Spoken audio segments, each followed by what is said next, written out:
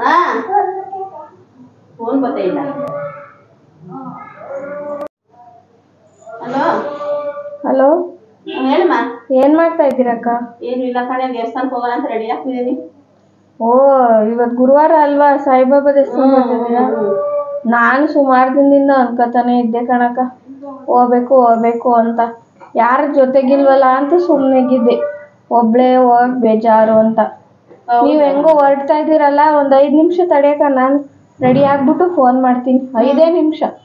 ಸರಿ ಕಣೆ, ರೆಡಿ ಆಗಿ ಬಾ, ಆಟೋದಲ್ಲಿ ಹೋಗ್ಬಿಟ್ಟು ಬರೋಣ. ಗಾಡಿ ಏನಾಯ್ತಕ್ಕ ನಿಮ್ದು? ನನ್ನ ಗಾಡಿ ಪೆಟ್ರೋಲ್ ಇಲ್ಲ ಕಣೆ. ಹೌದಾ? ಬೇಗ ರೆಡಿ ಆಗಿ ಬಾ, ಆಟೋದಲ್ಲಿ ಹೋಗ್ಬಿಟ್ಟು ಆಟೋದಲ್ಲೇ ಬಂದ್ಬಿಡೋಣ. ಸರಿ, ಫೋನ್ ಮಾಡ್ತೀನಿ ತಡೆಯಕ್ಕ. ಜಲ್ದಿ ಫೋನ್ ಮಾಡ್ಬೇಕು.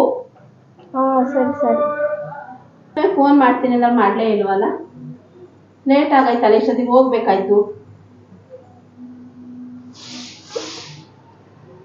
ಸಂಖ್ಯೆ ಪ್ರಸ್ತುತ ಸ್ವಿಚ್ ಆಫ್ ಆಗಿದೆ, ದಯವಿಟ್ಟು ನಂತರ. ಬೇಕಂತಾನೆ ಸ್ವಿಚ್ ಆಫ್ ಮಾಡ್ಕೊಂಡೋದಕ್ಕೆ.